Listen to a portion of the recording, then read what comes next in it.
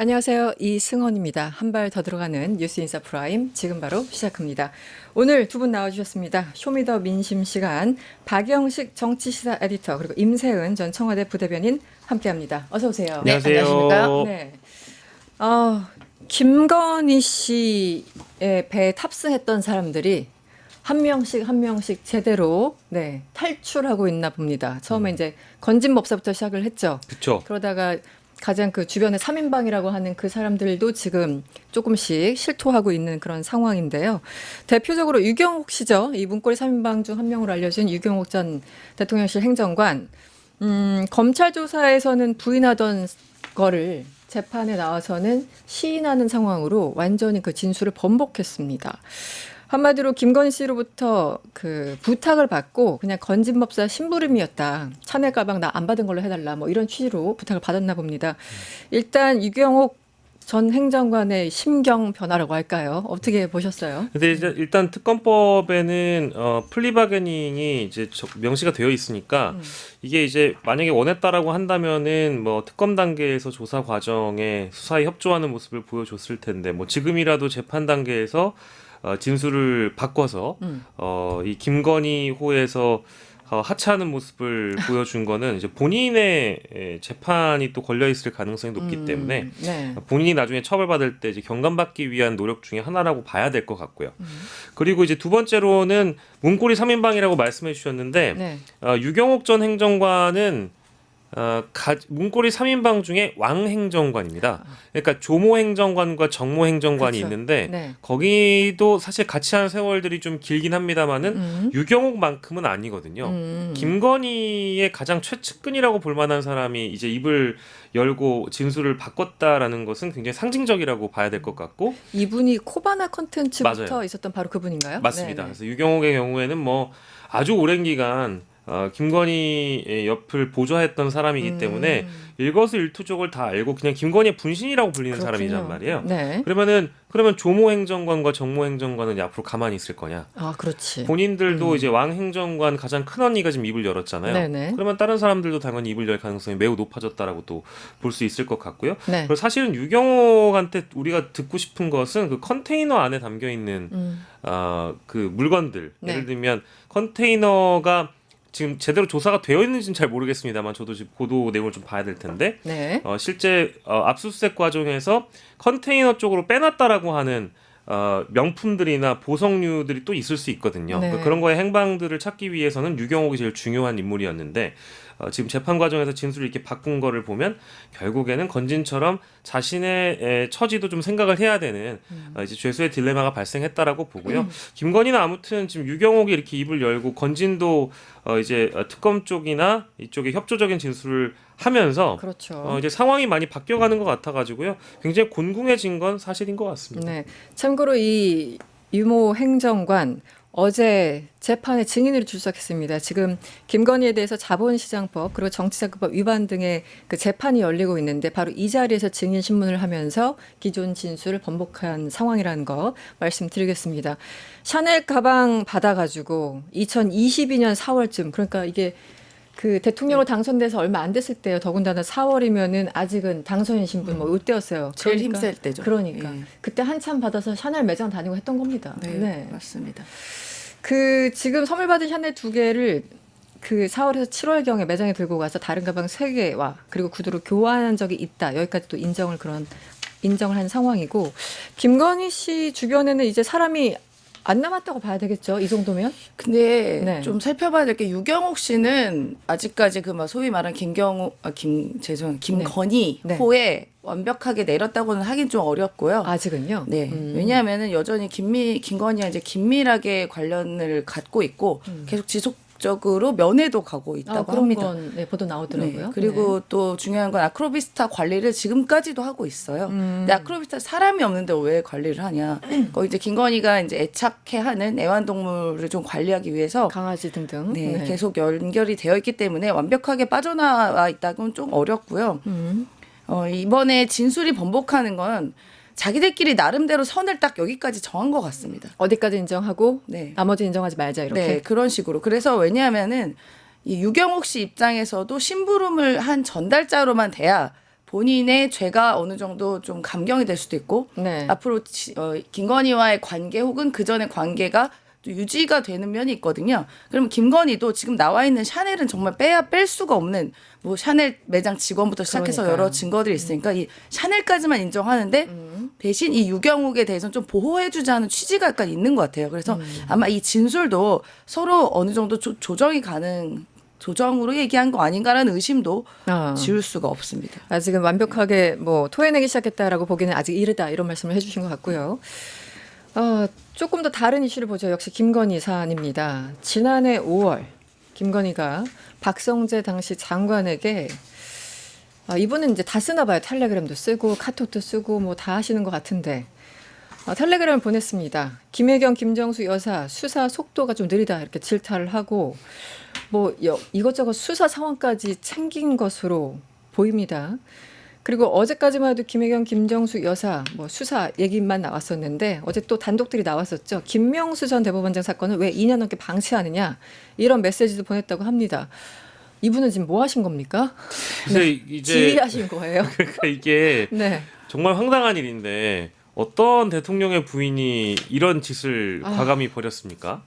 이거는 정말 실소를 금치 못했던. 그러니까 처음에는 김혜경 여사, 김정숙 여사 건에 이제 본인 방어용으로 본인이 이제 도이치모터스라든지 디올백이라든지 네. 등등등 관련된 혐의에 대해서 수사를 받고 있는 과정이다 보니까 네.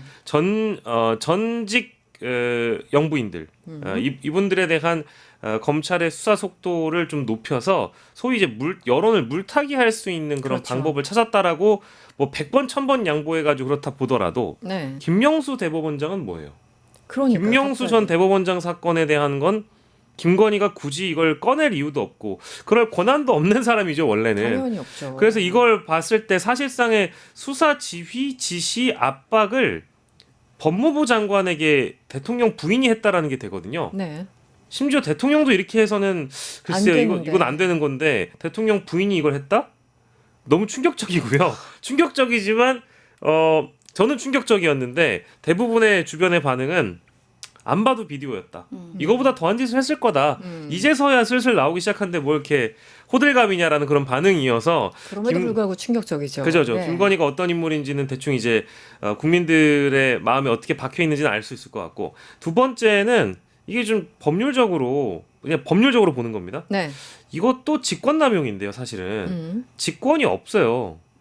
없죠. 그러니까 네. 남용이 안 되는 겁니다. 아. 그래서 과거에도 왜 직권남용 무죄가 나온 사례가 민간인의 신분이거나 아니면 권한이 없는데 권한이 있는 것처럼 행사한 것을 예를 들면 공무원들에게 지시하고 지휘한 것이 대부분 무죄가 나온 경우가 네. 그 민간인이 직권이 없어서예요. 네네. 근데 지금 이 경우는 직권이 없거든요. 그럼 이게 이제 법률적으로 어떻게 이거를 성립시킬 수 있겠는가 찾아보니까 이제 법무부 장관의 경우는 네. 만약에 이 지시를 받아서 이행을 했다면 법무부 장관의 직권남용은 가능하다라고 하고요. 그러니까 이제 법무부 장관의 부하들에게 이런 행위를 시켰을 때 권리 행사 남용에 대해서는 이제 우리가 할 수 있다고는 보는데 그래서 이게 지금 좀 애매해요. 네, 특검에서는 청탁금지법을 적용한다고 하더라고요. 왜냐하면 어쨌든 김건희의 어떤 부탁을 받아서 그 권한이 있는 박성재 법무장관이 무엇인가를 지시하고 뭐 했다라는 거죠. 그래서 갑자기 청탁금지법이 좀 안 어울린다라는 느낌도 드는데 일단은 그렇죠. 혐의를 이것저것 다 적용을 하는 것 같습니다.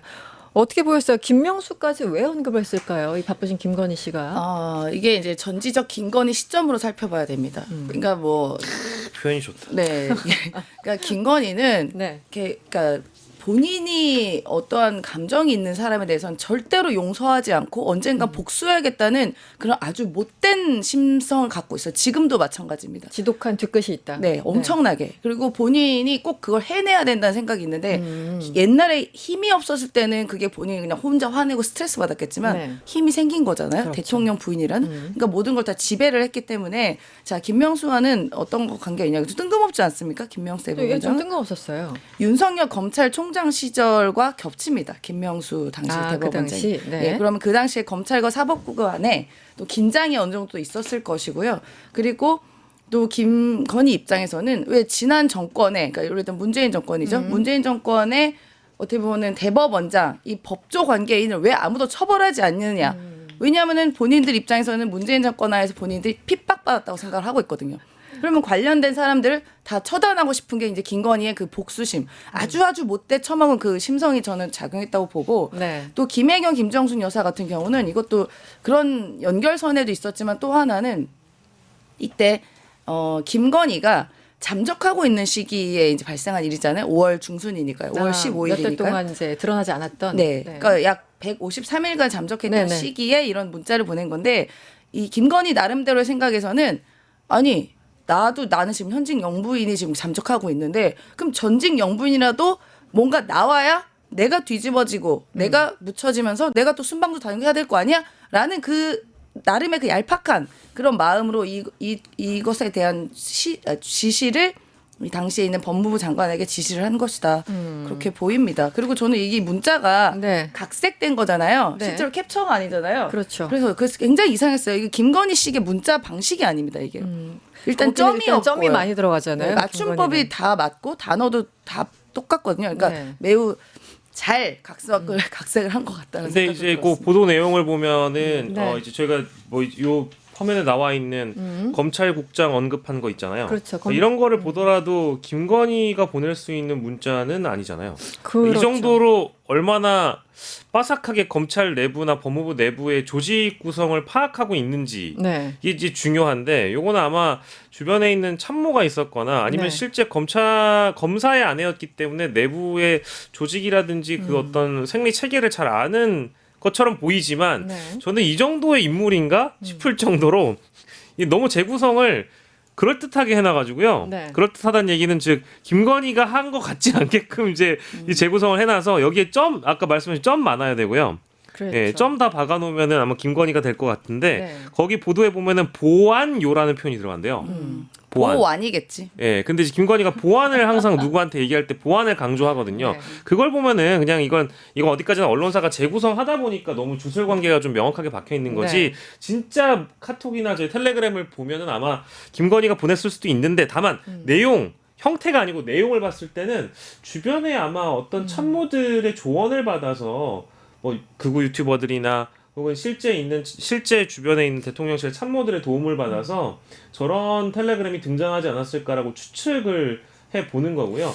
다만 이제 이런 내용들은 저희가 아까 앞에 말씀드렸던 내용과 좀 동호반복적인 측면이 있습니다만은 네. 이거는 이제 김건희가 이 법무부마저 쥐락펴락하면서 법무부를 쥐락펴락한다는 건 뭐겠습니까? 인사까지도 다 그렇죠. 아마 네. 쥐락펴락했을 가능성이 매우 높아서요. 이런 분위기를 아는 검사들이 이러니까 결국 자신에 대한 무혐의를 받아냈다라고 저는 보는 겁니다. 이거를 검사들이 몰랐을까요? 이 지금 검찰 관련 상황 분석이라는 건 일명 그 찌라시를 어디서 받고 맞아요. 이것을 그대로 포워드한 그런 정황이고 한번 이제 이런 거 보내면서 한번 뭐 봤지 약간 이런 느낌이었을 겁니다. 맞아요. 네, 김건희가 박성재한테 보내면서. 그런데 아까 지금 조금 다른 얘기지만 내란 특검에서도 김건희를 조사하고 있지 않습니까? 네. 내란은 결국은 김건희 문제를 해결하기 위해서 윤석열이 꺼내든 카드고 과연 김건희가 몰랐을까? 오히려 김건희가 내란을 윤석열한테 주도하고 지시했을 것이다. 이런 걸 연관관계를 보는데 조금 전에 저 문자에서 김명수 나왔죠. 노상원 수첩에서 김명수 이름 또 나왔습니다. 그리고 노상원 수첩에서 수많은 이름들이 나왔는데 뭐 이재명 당시 대표는 말할 것도 없고 그 이재명 대표에게 무죄를 선고한 판사 이름들도 맞습니다. 줄줄이 있었잖아요. 그러니까 노상원 우리 전 국민이 다 몰랐던 노상원을 만약에 김건희가 알고 있었다면 그거는 내란과 뭔가 연결성이 충분한 거지 않습니까? 네. 예를 들어 뭐 이제 김용현만 하더라도 장관이니까 뭐 이런 거지만 노상원이라는 사람과 김건희가 밀접한 관계였다면 혹은 연락까지 했다면 그런 증언들도 사실 있었고요. 그렇다면 저 김명수라는 단어 하나에서 여러 가지 좀 연결고리들을 유추해 볼 수 있지 않을까 이런 생각 들거든요. 그러니까 저는 그 노상원 수첩에 나와 있는 그런 명단도 사실 김건희가 준 건 아닌가라는 합리적 의심이 사실 저도 그런 생각을 했었습니다. 예, 그렇습니다. 과거에. 네. 그리고 왜 노상원과 김건희가 어떻게 연결되지라고 의심할 수 있겠지만 무속으로 연결이 됩니다. 무속. 네, 노상원은 또 애기동자예요. 그렇군요. 네, 깜빡하고 있었네요. 또. 애기동자에서 뭐 버거동자 얘기하고 있지 않습니까? 또 네. 김건희는 또 무속에 굉장히 또 심취해 있고 관련자들을 많이 알아서 이 김용현이라는 어떻게 보면은 성추행으로 파면된 그 불명예스럽게 파면된 군인을 어떻게 갑자기 김건희가 알게 됩니까? 노상원이라는 사람을. 네. 예. 그러면 어느 다른 연결고리를 보면 무속으로밖에는 해석이 안 되거든요. 그럼 오히려 윤석열과의 관계보다는 김건희의 관계가 더 뚜렷하다고 보면 네. 실제적으로 이 계엄에서 김건희가 상당한 역할을 했다고 의심할 수 있는 것이죠. 공식 라인이 아니라 비공식 라인으로 노상원, 김용현, 김건희 라인은 계엄이 발생하고 나서 노상원의 이름이 처음 등장했을 때 이제 네. 많은 시나리오 중에 하나로 네네. 거론됐던 이제 라인이고요. 그랬었죠. 네. 방금 이제 우리 부대변인께서 말씀해주신 내용에 이제 첨언을 좀 하자면 네. 노상원 얘기가 나오고 나서 이제 김건희와의 어떤 연결성 이거는 사실 인물 관계도를 보면 조금 퍼즐이 맞춰지는 측면도 있어요. 그러니까 보도에 이미 나온 거를 말씀드리는 겁니다. 노상원과 이제 김충식이라는 사람이 어떤 관계였느냐. 과거에 김충식한테 노상원이 장군 시절에 후원한 적이 있었다. 이제 그거는 이미 나와 있는 정보고요. 김충식은 누구와 가까운가? 최은순과 가깝다라는 거죠. 그럼 최은순과 김건희는 당연히 네. 모녀 관계이다 보니까 모를 수가 없잖아요. 그러면은 그런 라인으로 봤을 때도 뭐 이게 사실은 이런 얘기를 하는 것도 예전에 되게 영화 같고 좀 황당했었는데 그럴 지금은- 듯해요. 네. 네, 그럴 듯해서 이게 아닌 게 이상할 지경이에요, 지금은. 아닌 게 네. 이상할 지경입니다. 네.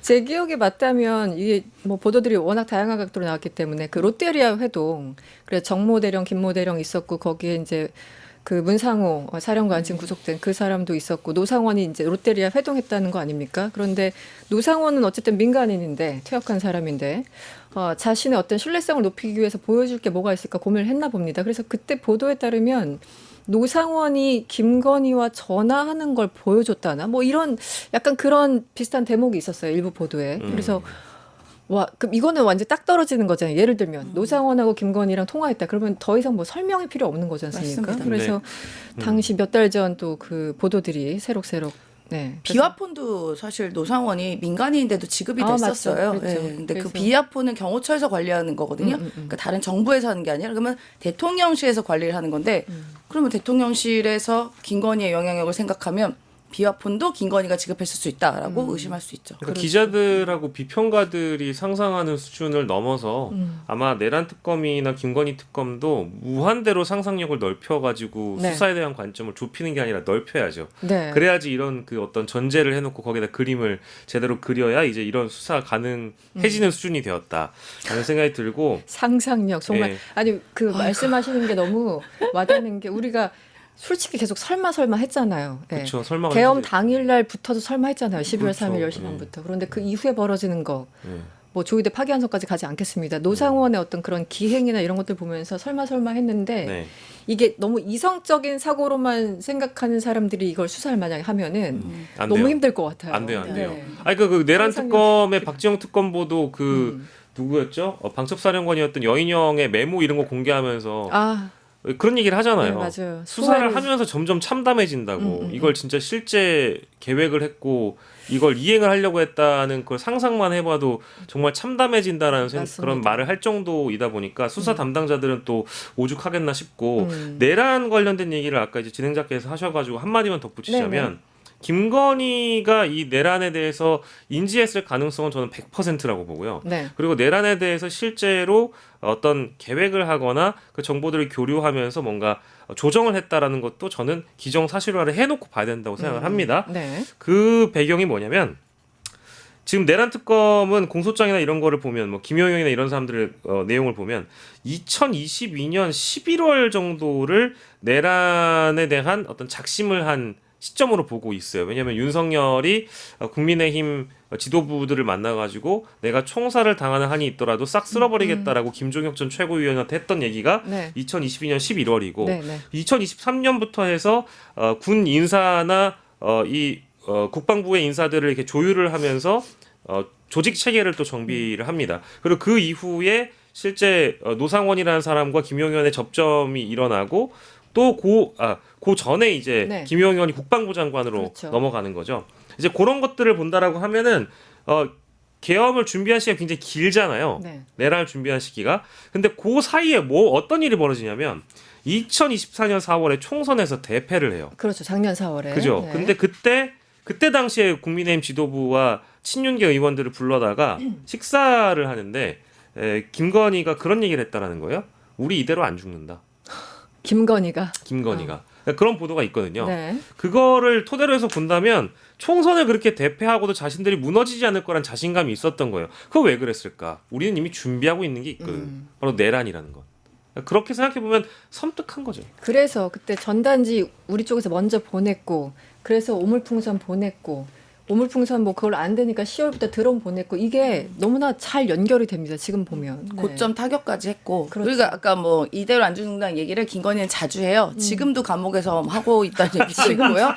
그 파면된 날 그날 뭐 다음 날인가요? 네. 뭐 이사 가는 날 다음 전날이라던가 그날도 이렇게 뭐 이제 같이 있는 직원들 고생했다고 네. 이렇게 밥 먹는 자리 뭐 이렇게 좀 자리인데 이브닝 드레스를 입고 나와서 우리 이대로 안 죽는다. 정말요? 라는 얘기도 했다고 하면 김건희의 정신 상태는 정신 승리네. 네 어느 정도인지 예상이 가능하지 않습니까? 지금도 얼마 전에도 드레스라니. 이 상황인데 남편도 감옥 가 있고 본인도 네. 감옥 가 있고 지금 네. 남편은 뭐 사형 아닌 무기징역 당할지도 모르고 본인도 어찌 될지 몰라요. 그런 상황에서도 여전히 김건희는 누군가에 복수하기 위한 불굴한 마음이 있고 그거를 또 교도관들한테 푼다고 합니다.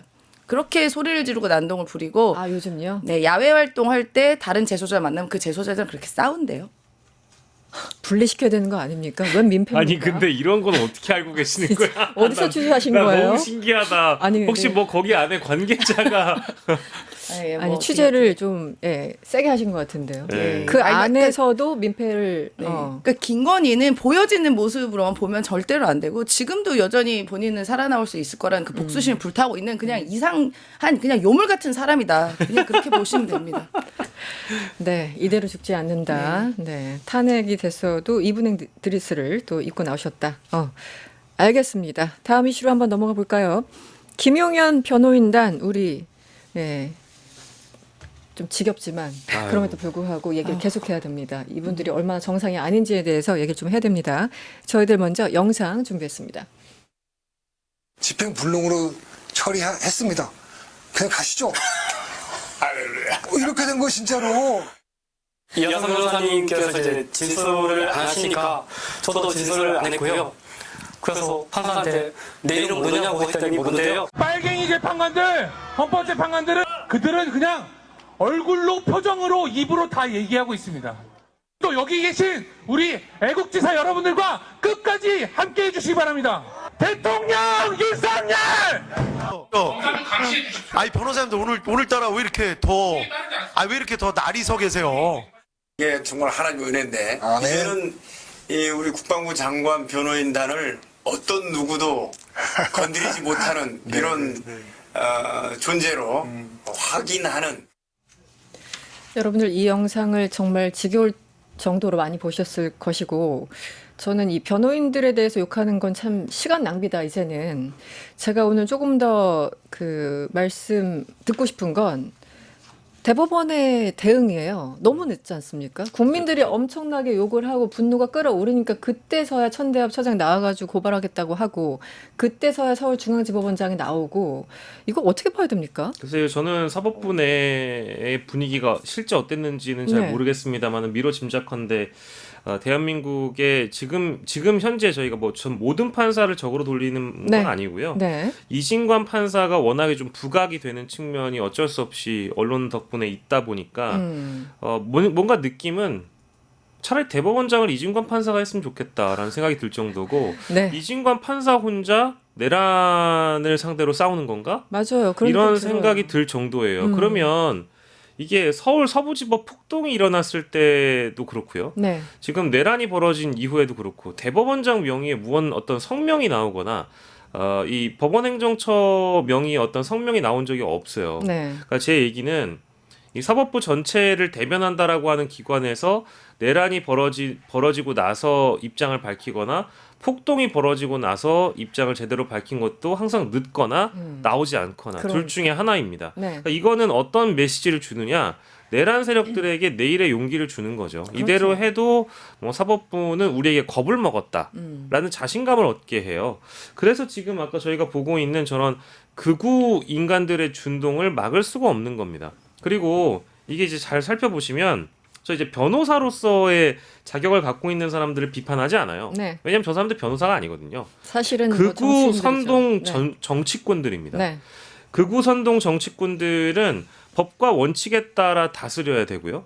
저 사람들이 뭐 법정 모독을 하거나 하는 거는 별개로 처벌하면 되는데 저 사람들이 내란 전국 사이에 어떤 행위를 했는지 잠깐 보셨는데 네. 뭐 유승수 변호사도 네. 그렇고요. 그리고 이하상 변호사도 그렇고요. 이런 사람들이 대부분 윤석열 대통령 지키기 국민운동 이런 연단에 올라가거나 네. 세이브 코리아 집회에 올라가서 아. 윤석열 어게인을 외쳤던 사람들이에요. 네네. 그리고 심지어 그 어떤 발언의 수위도 헌재를 처부수자 이런 발언을 했던 적도 있습니다. 그럼 이거는 황교안이 받고 있는 혐의와 다르지 않거든요. 그러네요. 내란 선전선동의 혐의로 이미 검찰에 고발돼 있거나 그런 상태일 거예요. 그러면 저 사람들도 수사를 제대로 해가지고 처벌시켜야 된다고 저는 보는 거고요. 그럼요. 그리고 이게 제일 악랄한 게 저런 행위를 했을 때 왜 용기를 얻게 되느냐. 네. 변호사 자격 필요 없다. 극우 유튜브로 돈 벌면 된다. 그런 것 같아요. 지금 뭐 상황이. 저런 걸 하다 보면은 돈 들어오는 게 뭐 몇백 단위고 굳이 뭐 사건 수임하지 않아도 하루에 막 4,500씩 벌 수 있다면 네. 이런 짓거리보다 더 할 수 있는 사람들이거든요. 그러니까 이제 아예 뿌리를 뽑으려면은 처벌을 하는 수밖에 없다라는 생각이 드는 네. 것이고 아무튼 뭐 제가 너무 길게 얘기 많이 네. 하니까 뭐 이제 그런 느낌이 들었습니다. 일단 법원행정처가 법정 모욕과 명예훼손 혐의로 형사 고발했고요. 서초경찰서에 고발했다고 합니다. 그리고 서울중앙지법이 대한변호사협회에 징계를 요청했고 변협은 변호사법 97조에 따라서 절차에 따라서 징계조사 절차에 착수했다고 합니다. 다 느립니다. 저는 이 얘기를 좀 하고 싶습니다. 이진관 부장판사가 어제 재판 전에 또 발언을 하셨어요. 이진관 판사.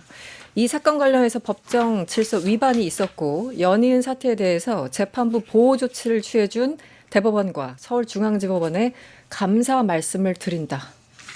전 되게 슬프더라고요. 예, 이진관 부장 이런 얘기를 하는데 뭔가 외로움이 느껴지고 좀 슬펐어요. 그러니까요. 저만 그런 겁니까? 아니 되게 당연한 조치인 건데 그 당연한 조치를 하는 것에 대해서 감사한다. 이건 뭐 예의가 뭐 워낙 바르시니까 뭐 그렇게 말씀하신지도 모르겠지만 사실 이 지금 돌아가는 이 내란 관련된 재판에서 이진관 판사가 눈에 띄는데 그건 눈에 띄는 게 아니라 다른 분들이 너무 허접하게 하고 있기 때문이거든요. 그러니까요. 네. 그러니까 뭐 아까 지기현 판사 아까 보셨잖아요.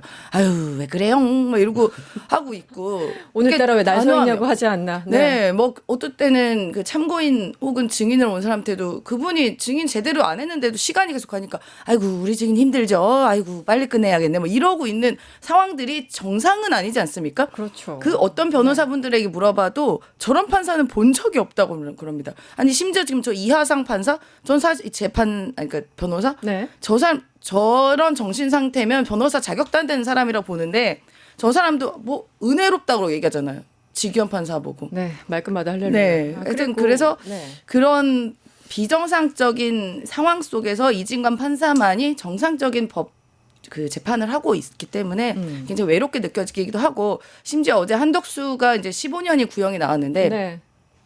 우리 많은 대다수의 시민들의 감정 혹은 이런 법을 잘하는 전문가들도 15년은 너무 약하다라는 게 평가 아니겠습니까? 전 숫자 보고 제가 잘못 읽은 줄 알았어요. 0을 하나 뺀 줄 알았죠? 우리가? 0까지는 아니더라도 네. 한 25는 최소한 나올 거라 생각했던 네. 거죠. 네. 네. 그러면 이제 우리가 기댈 수 있는 건 이제 이진관 판사의 판결뿐인데 그것조차도 굉장히 외로운 길로 가는 것 같아서 네. 마음이 굉장히 안타깝습니다. 본인은 법대로 그냥 절차대로 그냥 소신대로 양심대로 하는 건데 그게 마치 어떻게 보면 투사가 되는 듯한 이러한 지금 대법원 우리 사법부의 질서에 대해서 굉장히 좀 안타깝다는 생각이 또 듭니다. 이진관 판사는 아마 15년 구형에 대해서 15년을 때리거나 15년 그 이상을 때릴 거라고 저는 뭐 미뤄 짐작하고요. 네. 뭐 얘기가 나왔으니까 한 네네. 얘기지만 내란과 관련돼서 어떤 관점을 가져야 되느냐. 그러니까 첫 번째로는 저는 좀 느슨한 관점을 다시 좀 동여맸으면 좋겠어요. 국민들뿐만 아니고 뭐 국민들의 마음은 뭐 당연히 더 간절하실 수 있는데 이것을 처벌해야 되는 정의 구현을 해야 되는 특검과 이제 사법부가 너무 느슨하게 이 내란 사건을 바라보고 있는 거 아닌가? 네. 이 뭐 어떤 느낌을 지울 수는 없고요. 그렇죠. 그러니까 이제 처벌로 결과로 얘기했으면 좋겠다는 말씀을 드리면서 자, 이석기가 20년 구형받았다고 하잖아요. 근데 최종형은 9년이었습니다. 최종형 9년. 대법 최종 판결이 9년 선고였고요. 내란 예비 음모 내지는 내란 선동이었거든요. 네네. 내란 음모는 무죄였어요. 음모는 뭐지? 예비 음모만. 내란 예비 음모와 그러니까 내란 예비 음모 무죄가 나온 거고요. 내란 선전 선동으로 9년을 받았습니다. 그러면 이거 한번 따져보세요. 지금 내란 주요 임무 종사자와 내란 숙의 방조 혐의를 받고 있는 한덕수의 경우에는 네. 그때 내란의 밤 이후에 실행 단계를 넘어서 실패하고 나서 본인이 정치인이 되어서 내란의 연장을 꿈꿨던 사람이란 말이에요. 네, 네. 근데 15년 구형을 한다? 이 말도 안 되는 거죠. 그래서 제가 얘기하고 싶은 거는 내란 선전 선동만으로도 대법에서 9년을 선고받았던 이석기의 사례에 비춰봤을 때 네. 황교안은 몇 년 나와야 되는가? 아까 우리가 봤던 변호사들은 몇 년 나와야 될까요? 네, 네. 그때는 그렇게 처벌을 해놓고 이제 와가지고는 15년 구형밖에 안 준다? 그러니까 이거는 뭐 일각에서는 이건 김앤장의 힘 아니냐 이런 저도 얘기까지 뭔가, 하더라고요. 네, 뭔가 페인트 모션 같은 그 뭐 저희 그 지금 딱 준비된 거 왜냐면 이제 다음 아이템이긴 한데 얘기 나왔으니 15년은 약간 뭐라고 합니까? 이건 특검이 그동안 네. 이제 여러 가지 이게 왜 중요한지 이 사건이 왜 엄중한지를 밝히고 어저께도 한참 얘기를 했는데 본인들이 그렇게 얘기하면서도 고작 15년을 선고한다고 구형한다고 이거는 법 감정에도 맞지 않고 방금 말씀하신 것처럼 그 당시에 이석기가 예비적으로 그러니까 내심으로 그걸 뭐 상상하고 구상했다는 거잖아요. 계획만 한 거예요. 네, 실행도 네, 안 했어요. 네. 자기들끼리 떠든 거예요, 네, 그냥. 그래서 내심이란 표현이 그 판결문에 나온다고 합니다. 근데 그것도 어쨌든 뭐 이래저래서 9년인데 그 정당 해산도 됐어요. 거기는. 그러니까요. 네. 어쨌든 이 주요 종사자들은 무기징역 사형 여기까지 갈 수 있는 거잖아요. 그럼요. 그런데 네. 이거는 도대체 이해가 안 갑니다. 그러니까 최소 5년이라고는 명시되어 있습니다만 어쨌든 이게 공소장이 중간에 바뀌었잖아요. 특검에서는 그냥 내란 우두머리 방조였지만 재판관 쪽에서는 이거 공소장 바꿔라. 그것도 이진관 판사가 바꾸라고 해서 바꾼 거예요. 맞습니다. 네. 그 주요 혐의 종사자로 바꿔라 했기 때문에 그러면 이건 무기징역 감이기 때문에 그렇죠. 그런 거 아닌가라는 판단이었는데 15년은 물론 그런 걸 고려했을 수도 있죠. 지금 그 한덕수의 나이를 봤을 때 15년 구형해도 만약 그대로 판결이 난다 하더라도 사실 장례식을 구치소 그 감옥에서 치러야 되는 일이 확률이 높겠죠. 예를 들면요. 요즘 이제 100세 그 100세 시대이긴 합니다만 뭐, 넘어가도록 하죠. 사람의 그런 네. 생애는 다를 수 네. 있으니까 이제 평균적인 나이 그걸 봤을 때는 나이 고려했다라는 네. 그 분석도 있었어요. 예, 맞습니다. 그런 것도 있고 뭐 한간에는 또 굉장히 이 내란 수사에 협조했다. 뭐 여러 가지 때문에. 정보를 많이 줬다라고 하지만 우리가 지금까지 어제까지 봤던 한덕수의 모습, 기름장어 그 비열하고 비루하고 비겁한 그 모습을 봤을 때 이 15년 구형은요. 네.